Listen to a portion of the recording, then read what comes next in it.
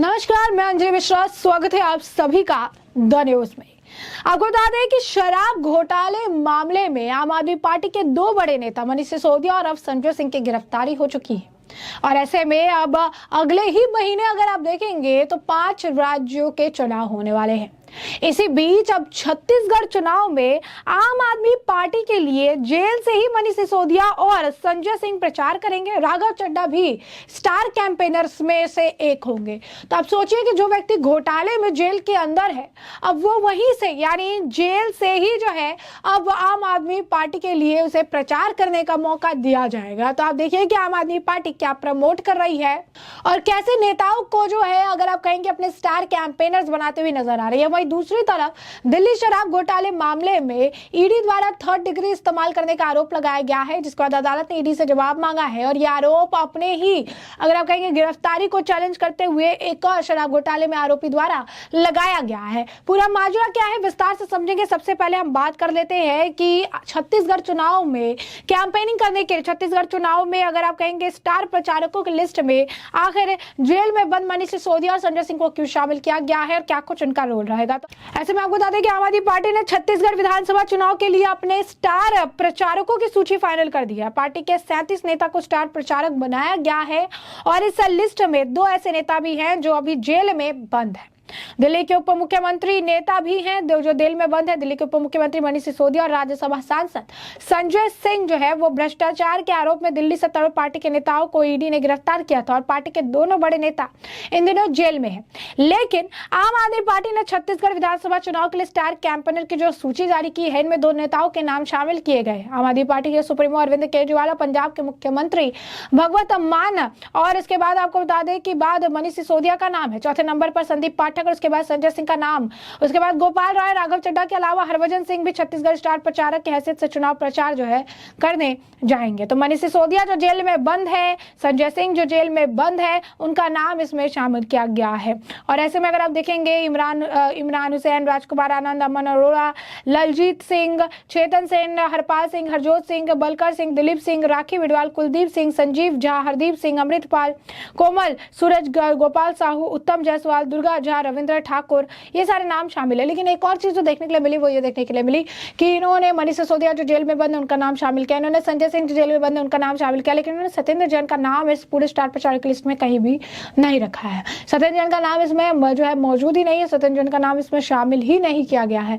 तो ये इस वक्त हाल है जहां पर अगर आप कहेंगे एक ऐसी पार्टी है जो आम आदमी की पार्टी कही जाती थी, एक ऐसी पार्टी है जिसके नेता कहते थे हम कट्टर ईमानदार है, भ्रष्टाचार से हम मुक्त है, भ्रष्टाचार मुक्त पार्टी है, ये हम भ्रष्टाचार के खिलाफ लड़ने आए हैं। अब इन्हीं के जो नेता है जो भ्रष्टाचार में जेल में बंद है, अब इन्हें अगले चुनाव के लिए, आने वाले चुनाव के लिए स्टार प्रचारक की लिस्ट में शामिल किया गया है।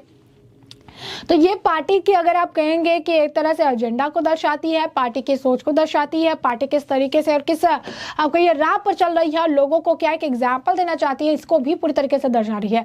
तो ये अगर देखेंगे तो पार्टी जो कहती थी कि भ्रष्टाचार के खिलाफ लड़ाई करने के लिए हम आए हैं, भ्रष्टाचार के खिलाफ लड़ाई में यह पार्टी बनी है, आज भ्रष्टाचारियों को ही स्टार प्रचारक का जो है लिस्ट में उन्होंने शामिल कर दिया है, जो कि शराब घोटाले जैसे मामले में जेल में काफी लंबे समय से बंद है और जिन्हें कोर्ट से ना राहत मिल रही है और ना जमानत मिल रही है। अब उससे अरविंद केजरीवाल छत्तीसगढ़ चुनाव में जो है प्रचार करवाने का काम करेंगे। और दिल्ली हाई कोर्ट ने राष्ट्रीय राजधानी के कथित शराब घोटाले से जुड़े मनी लॉन्ड्रिंग के केस में हैदराबाद के व्यवसायी अरुण रामचंद्र पिल्लई की गिरफ्तारी और रिमांड को चुनौती देने वाली याचिका पर ईडी के जवाब तलब किया है। पिल्लई ने दावा किया है कि उनसे जानकारी हासिल करने के लिए यातना के 3rd डिग्री जैसे तरीके अपनाए गए। 3rd डिग्री का आरोप जो है उन्होंने लगाया। जस्टिस स्वर्णकांता शर्मा ने इसे लेकर जांच एजेंसी की याचिका को विचारणीयता के संबंध में जवाब दाखिल करने को कहा। याचिकाकर्ता की ओर से पेश वकील नितेश राणा ने दलील दी कि ईडी के 6 मार्च को गिरफ्तारी आदेश और निचली अदालत द्वारा उनके मुवक्किल को एजेंसी की हिरासत तथा फिर न्यायिक हिरासत में भेजने संबंधित पारित रिमांड आदेश धन संशोधन निवारण अधिनियम यानी पीएमएलए के प्रावधानों का उल्लंघन था।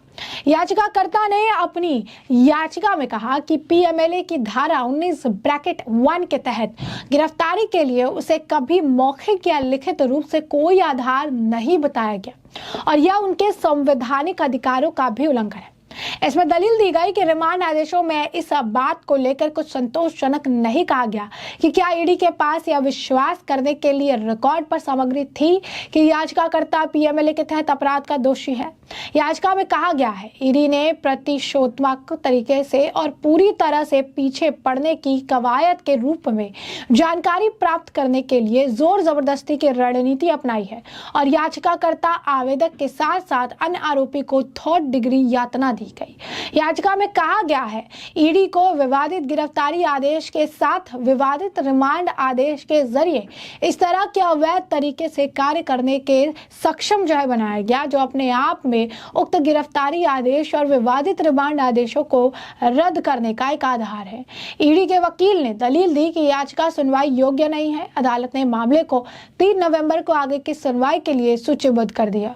इसी दिन याचिकाकर्ता की जमानत याचिका भी विचार के लिए लिस्टेड है और इस महीने की शुरुआत में याचिकाकर्ता ने इस मामले में जमानत का अनुरोध करते हुए कहा था कि उसे जेल में रखने का कोई आधार नहीं है। बता दें बीते 8 जून को एक निचली अदालत ने पिल्लई की जमानत याचिका ये कहते हुए खारिज कर दी थी कि उनकी भूमिका कुछ अन्य आरोपियों की तुलना में अधिक गंभीर थी जो अब भी जेल में है और प्रथम दृष्टया ईडी का मामला सही है। ईडी ने केस में दायर अपनी चार्जशीट में दावा किया है कि पिल्लई भारतीय राष्ट्र समिति बीआरएस की विधान पार्षद के कविता के करीबी सहयोगी के थे। ईडी का मनी लॉन्ड्रिंग केस केंद्रीय अविशेषण ब्यूरो यानी सीबीआई की एफआईआर से जुड़ा है। तो अब देखिए किस तरीके से ईडी पर आरोप लगाए जा रहे हैं। इससे पहले संजय सिंह ने भी अपनी गिरफ्तारी को चैलेंज करते हुए ईडी पर चीजें कही थी और अपनी गिरफ्तारी को अपनी रिमांड को गलत बताया था, लेकिन कोर्ट से उनको राहत नहीं मिली। कोर्ट ने पहले फैसला सुरक्षित रखा था और इसके बाद कोर्ट द्वारा इन्हें जमानत नहीं दी गई थी। उनकी याचिका को खारिज कर दिया गया था। तो साफ तौर पर अगर आप देखेंगे तो लगातार इनकी मुश्किलें बढ़ रही है, लगातार राहत मिलती हुई नजर नहीं आ रही है। और अब जो लोग भ्रष्टाचारी हैं, जो जेल में शराब घोटाले जैसे गंभीर मामलों में अगर आप देखेंगे जेल में बंद है, ऐसे लोगों को अब स्टार प्रचारकों की लिस्ट में भी शामिल किया जा रहा है। उन्हें स्टार कैंपेनर्स भी बनाया जा रहा है कि वो आने वाले या होने वाले चुनावों में स्टार कैंपेनर के तौर पर पार्टी के लिए काम करते नजर आएंगे। ऐसे में साफ तौर पर देखेंगे आप तो कई सारे नाम इस लिस्ट में शामिल किए गए हैं। अरविंद केजरीवाल सबसे पहला नाम है, उसके बाद भगवत सिंह मान, मनीष सिसोदिया, संदीप पाठक, संजय सिंह, गोपाल राय, राघव चड्ढा, हरभजन सिंह, पंकज गुप्ता, आतिशी, सौरभ भारद्वाज, इमरान हुसैन, राजकुमार आनंद, अमन अरोड़ा, अनमोल गगन, लालाजी सिंह भुल्लर, चेतन सिंह, ब्रह्मशंकर, हरपाल सिंह चीमा, हरजोत सिंह, डॉक्टर बलवीर सिंह, बलर सिंह, दिलीप पांडे, राखी बिरलान, कुलदीप कुमार, संजीव झा, गैर बेरिंग, हरदीप मुंडिया, अमृतपाल सुखानंद, चेतार वासवा, कोमल हुडेपी, सूरज उपाध्याय, गोपाल साहू, उत्तम जायसवाल, दुर्गा झा, रविंद्र ठाकुर, ये 37 नाम की सूची है जिनको इस वक्त छत्तीसगढ़ के आपके चुनाव के लिए स्टार प्रचारकों की लिस्ट में शामिल किया गया है, जो कि प्रचार करने का काम पार्टी के लिए करेंगे। तो ऐसे में हमने आपको जो पूरा मामला है ये बड़े विस्तार से बताया कि पूरा मामला क्या है और अब इस मामले पर आपकी भी जो राय हो हमें कॉमेंट सेक्शन में कॉमेंट करके जरूर साझा करिएगा। धन्यवाद।